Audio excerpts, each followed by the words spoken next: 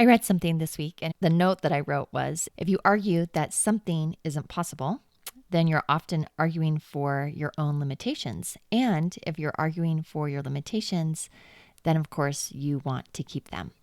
Now, this week I've been listening to the book, The Big Leap, and been learning all about upper limit problems, which weaves beautifully with what I've been talking about with abundance and success, and how our nervous system often wants to trip us up and do something to bring us back to our normal temperature that our thermostat is set to. So the conversation continues about expanding our capacity and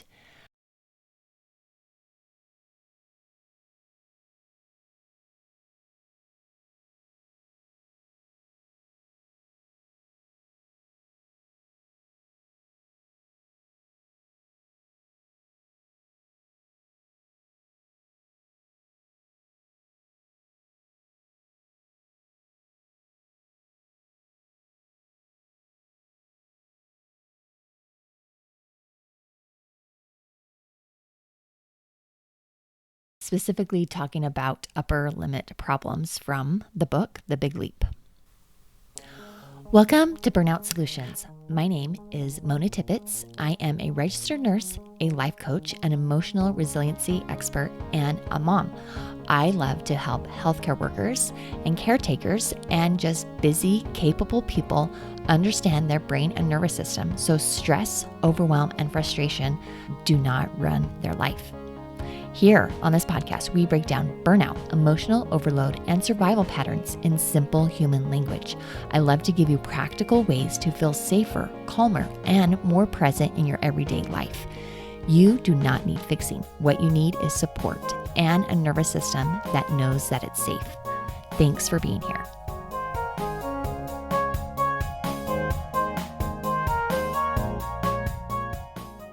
Hello and welcome back to the podcast. Today I'm talking about a book that I've been reading, and I've listened to a few segments a few times, and I have yet to finish it, but I'm very close. And I've read or listened to, when I say read, I'm a big audio book reader now. And when I've read through it, I've listened to a few spots a few times. And this book is The Big Leap by Gay Hendricks, and it was written quite a while ago. But in this book, he talks about upper limit problems, and he doesn't say that it has to do with the nervous system, but I find that it overlaps beautifully with what we've been talking about on reaching abundance. And I just wanted to talk about what I've been learning and expand on it through the lens of the nervous system with capacity and safety. I just think that so many high achievers, so many healthcare workers, parents, teachers, the abundance isn't blocked by lack of desire. And a lot of us do have abundance and we look very successful. But sometimes we can stop ourselves and block even more good from coming because our body doesn't feel safe having more. Okay, so I just wanted to start with what actually is the upper limit problem that he describes. And it's an internal thermostat. I love that he uses a thermostat metaphor like I use in my presentations and in my discussions. And it's also like a container, like I talked about last week. But he says each of us has just a subconscious limit for how much ease, love, success, joy, support, etc., that we allow ourselves to experience. And when life exceeds that limit, we unconsciously bring ourselves back down, not because we are really trying to self-sabotage, but we do. We do that because the unfamiliar feels unsafe, and that amount of joy, success, peace feels dangerous to our nervous systems. And I was thinking about this with a nurse that I worked with years ago, and I worked labor and delivery. And this nurse had moved to mother-baby unit where the women and their babies go to after they deliver. And she loved working there. She said, I switched because I wanted to be able to sit down and eat, and which is very fair, right? In labor and delivery, we often didn't. I'm not going to lie. And the postpartum nurses always seemed to be able to have breakfast and actually sit down. And so some of the labor and delivery nurses were a little bit jealous. And this one decided to move over. And it was interesting because for the first little bit, she did seem to love her job, right? There was less dread driving to work. She had more energy when she got home. She was talking about how great it was to be able to sit down and to really connect with her patients. And I love that. But then it was also interesting because I saw that she started picking apart her performance.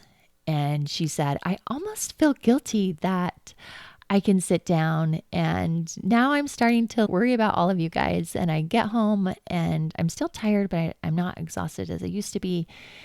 And now my brain starts to spiral about things that maybe could happen. And looking back, I thought that's just so interesting.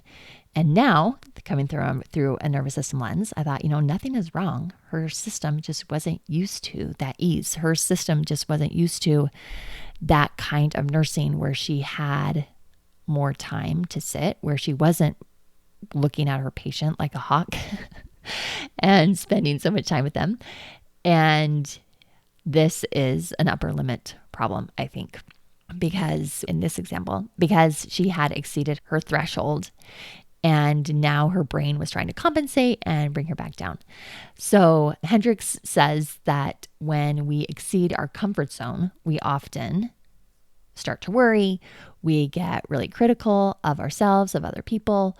Also, we subconsciously can create conflict in our relationships. There's several examples in the book where he talks about people who get really successful and then they have to balance it out and their relationships start to fall apart, or they get sick, or they get injured, or something happens. And this is all subconsciously. And it's because they have an upper limit problem. I had a client who was a teacher, and she said, I just feel weird that I'm finally caught up. My lesson plans are done. I actually graded all my papers, and I feel like the year is off to a good start. But it's just so weird because my mind is like, okay, well, I'm forgetting something. This won't last. I should just plan ahead. And then she started staying late, and she started over preparing, and she started to recreate that stress that we were actually working on resolving because her nervous system was so used to it. She was already dreading parent-teacher conference, which was weeks ahead. And I thought that's interesting that that familiar stress feels safer than the unfamiliar calm and rest and reassurance. No, I've done a good job. And it's just super interesting to see that come to play.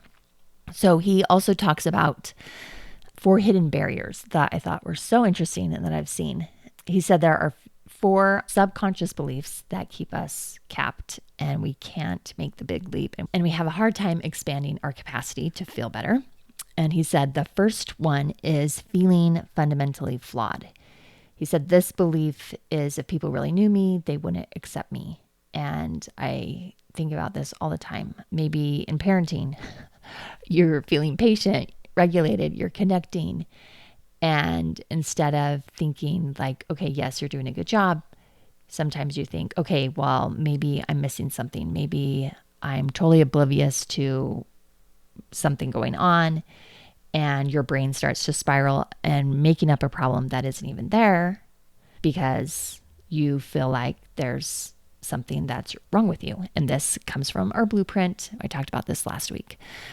And I've mentioned this before in the podcast, but that was one of the best things about going to life coach school is to see and learn about how the brain naturally works. And then when I learned about how the nervous system naturally works, it was beautiful to say, oh, my brain and nervous system are working perfectly. I did not know this is how a human brain worked. And I had always thought there was something wrong with me when in fact there's not. But often your brain and nervous system are working overtime. Okay. The second is disloyalty and abandonment. And maybe this belief looks like if I grow, I will leave people behind. If I get really successful, then who won't I hang out with anymore? If I change, who am I leaving behind? I don't want to be really successful because I will look bad to other people. Maybe with healthcare, a nurse starts setting boundaries. She's saying, okay, I'm not picking up extra shifts. I'm going to leave on time. I'm going to say no. And then maybe the nervous system says, okay, but everybody else is saying yes. Everybody else is drowning. You're being selfish. This is where you need to step in. And I'm not saying that you can't. This is a question you ask yourself. Who do I want to be right now? What is in my capacity? How can I gradually expand it? But I don't need to do or not do based on what I think other people are going to feel or do. And I encourage that all the time. Don't make your decisions based on guessing how other people are going to respond. Okay, the next one is believing success is a burden and being more successful would be harder. Maybe more pressure, more problems, more responsibility. Maybe there's a teacher that considers applying for a leadership role, and instead of excitement, her body says, that it sounds awful. Just think of the emails, the more expectations. Just think of trying to be the liaison between the administration and the teachers. Like, that sounds hard. That sounds awful. Even if she really does want to be in a leadership position, this is where her nervous system is saying, no, that's too scary. And I want you to know that in all of this, I really believe, and the book actually talks about how we try and find our zone of genius. I'm going to talk about that actually in a little bit. But this is not making yourself do something you don't want, but realizing you do have a desire, you do have a goal, and your upper limit is preventing you from accomplishing it because it feels unfamiliar. The fourth one is the crime of outshining. And I think about the tall poppy syndrome. And if you haven't heard this, they talk about how when people stand up and are taller than the other poppies, they just get cut down. And this is kind of just the crime of outshining, that if I shine too brightly, others will feel bad, or they will reject me, or people want to keep me down. I see this all the time with people who start to prioritize their self-care and their health, maybe with better movement. I'm going to go to sleep earlier. I want to practice my emotional regulation. I'm investing in my mental health through coaching or other ways. They can notice that friends or family can start to react. They're saying, oh, well, wouldn't that be nice to have that? I was just the other day, somebody was getting a massage. And I thought, oh, wow, good for you. That's awesome. And I saw somebody else in the circle just rolling their eyes like, oh, that would be so nice, but totally not possible. And when we see that, and our nervous system's like, danger, danger, danger, taking care of yourself makes people not like you, or you get rejected, or I'm being judged. And often when we notice this, our nervous system for sure notices it. It can want to shrink and feels safer with us playing small than really thriving and becoming our best selves. Now, back to what I talked about at the beginning of the podcast. If you argue that something isn't possible, then you're arguing for your limitations. And if you're arguing for your limitations, then you get to keep them. And he talks about, why do we prefer some danger? Why do we prefer our limitations? And the answer is because your nervous system feels like it is safe and familiar.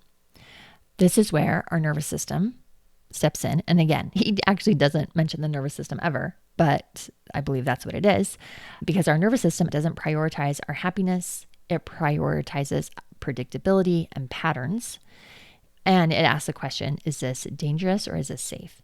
And so often when abundance shows up, the body can ask, is this safe? And that applies equally to rest, ease, success. And if those weren't safe in your earlier life, then your system resists them now.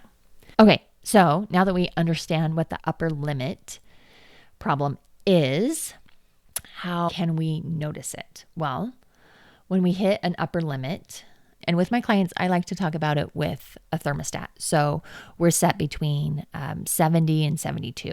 So when things start to feel a little cold, when things start to feel a little hot, we do what we can to bring it back into the middle. And I often ask my clients, what does that feel like when your body starts to experience that? We have not been taught to pay attention to this. So I encourage you. Sometimes it feels like a tight chest. Sometimes it feels like you holding your breath. Sometimes it feels like a tighter jaw, a furrowed brow. Sometimes it feels like sudden fatigue, like I don't want to move. I'm too scared. I'm just going to sit here. A lot of procrastination, a lot of judging, a lot of spiraling. It can also be irritability or even numbness. And again, this is just your nervous system doing its job. And what we can do is say, okay, am I trying to expand? And instead of saying, what's wrong with me? You could say, okay, am I hitting an edge? Is it feeling a little bit more hot, a little bit more cold? So our first step is to just name that maybe we are starting to expand. And I talked about this a little bit last time. Stay with the good. Pause, breathe. Breathing is huge, and it's so simple, but it's so simple to do. It's so simple not to do. He even talks about this in the book, that fear is holding our breath, and the more we breathe, we can turn that breath and turn that emotion from fear to excitement as we breathe a little bit deeper and a little bit longer. The third thing we can do is just question the hidden belief and just start to explore, okay, well, what am I afraid of that might happen if I continued in this path? What would happen if I stayed in this job? What would happen if I applied to be in leadership?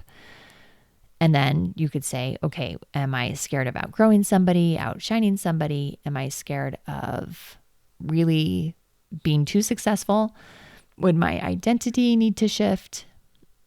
And then we can practice just receiving in small ways, accepting compliments, really encouraging yourself, quieting your inner critic, let somebody help you and allow it, rest and enjoy rest, and practicing gratitude. Okay, let's talk just really briefly about moving from your zone of excellence to your zone of genius. And he said a lot of people get stuck in the zone of excellence because we're doing really well and we love being there, but there's often a zone of genius that we can do that would be better. And he says, ask yourself, what would I do if money wasn't a problem? If external circumstances weren't a problem? If my coworkers weren't a problem? Or my job location wasn't a problem? Like, what would I do? Who would I be? So think of that. And he said, often that is your zone of genius. And becoming a person who lives in your zone of genius requires safety, especially nervous system safety. And you just don't make the big leap to get there. You gradually expand there. And in our zone of genius is where we can have the most abundance with our money, with our relationships, with our time. And that is something that we create. So I just want to end with a few questions that you get to ask yourself. Why, in some areas of your life, do you prefer some danger? Why does that feel more safe and familiar to you? And think about your blueprint. Think about things that you do and don't do.